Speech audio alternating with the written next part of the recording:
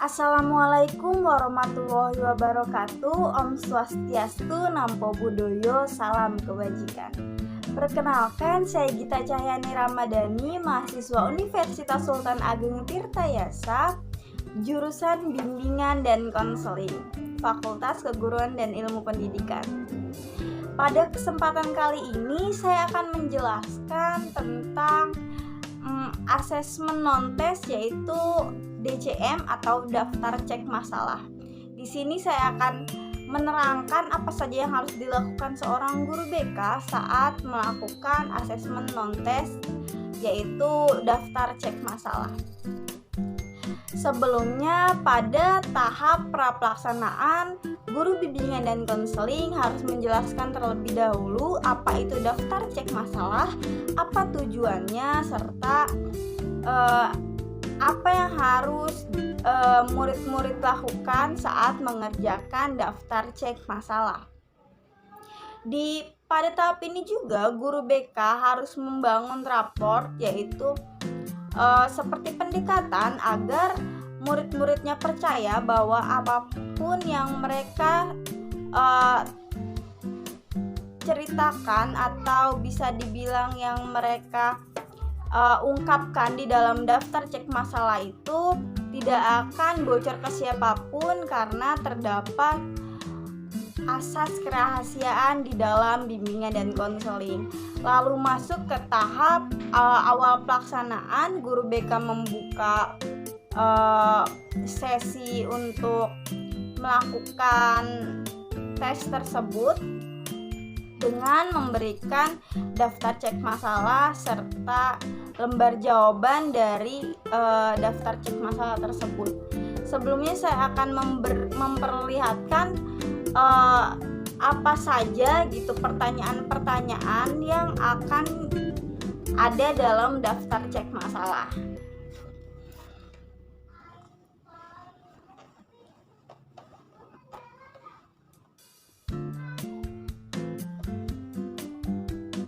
Apa bisa terlihat?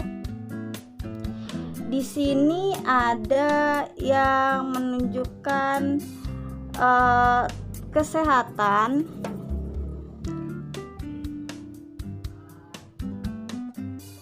lalu terdapat pertanyaan-pertanyaan di bidang ini.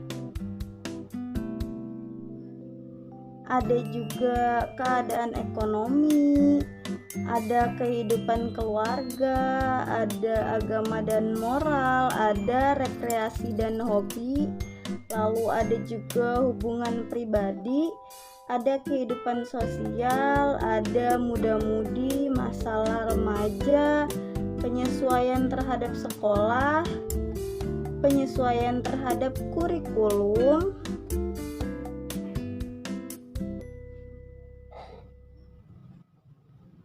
dan ada kebiasaan belajar, masa depan dan cita-cita pendidikan.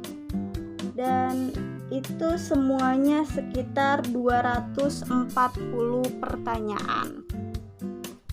Di sini guru BK akan memberikan pertanyaan-pertanyaan ini kepada para muridnya, dan juga diberikan lembar untuk menjawabnya, yaitu ini merupakan lembar jawaban yang akan diterima oleh para murid-murid. Nah, pada lembar jawaban ini guru bimbingan dan konseling harus menjelaskan bahwa cara pengerjaannya yaitu disilang.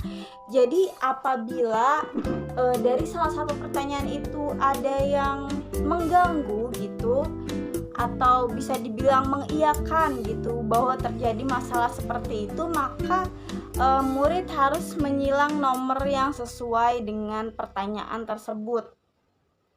Lalu masuk ke tahap inti. Di sana murid-murid diharuskan mengerjakan DCM atau daftar cek masalah. Diberikan waktu untuk mengerjakan, dan setelah semuanya selesai, di tahap akhir atau adalah penyampaian hasil instrumentasi. Di tahap akhir ini biasanya guru bimbingan dan konseling tidak hari itu juga menyampaikan hasil dari instrumentasinya karena harus diolah terlebih dahulu. Nah, bagaimana sih cara mengolahnya gitu kan? Di sini saya juga memiliki contoh data yang sudah diolah. Nih. Seperti ini. Nah, iya. Di sini ada angka 1 dan ada yang bisa yang tidak dinomorkan gitu. Hanya ada angka 1 dan 0 seperti itu. Nah, 1 itu artinya apa? Jadi kalau yang diisi 1 oleh guru bimbingan dan konseling itu berarti pertanda bahwa murid itu menyilang nomor yang tertera pada bidang-bidang tersebut tadi.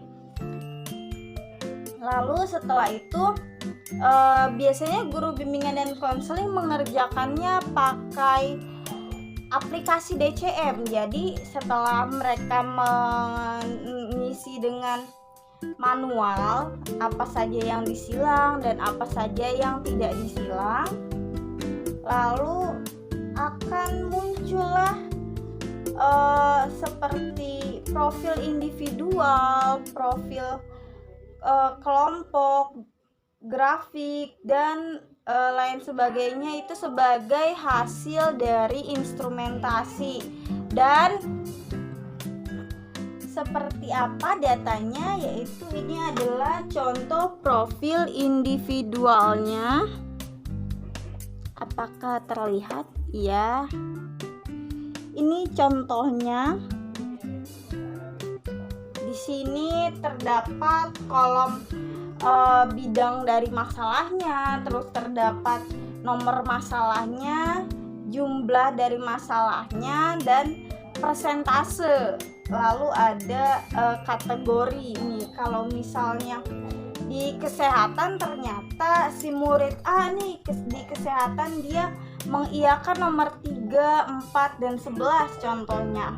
Nah, ini ada 3 masalah soal dan sekitar 15% terhitungnya dan memiliki kategori cukup bermasalah. Jadi ini yang harus ditangani oleh guru BK seperti itu. Sedangkan ada pula profil kelompoknya yang bisa kita lihat dengan grafik gitu. Nah, pada grafik ini tertera bahwa yang paling tinggi adalah permasalahan pada masa depan dan cita-cita. Nah, di sini adalah terlihat bahwa hal yang harus dikerjakan atau yang harus atau bisa dibilang urgent gitu, harus ditangani adalah masa depan dan cita-cita. Nah, setelah kita sebagai guru BK mengetahui hal-hal tersebut, di sini barulah kita bisa memulai lagi atau sesi konseling selanjutnya. Contohnya gitu bisa dengan tema karir gitu, karena di sini yang paling tinggi adalah masa depan dan cita-cita seperti itu.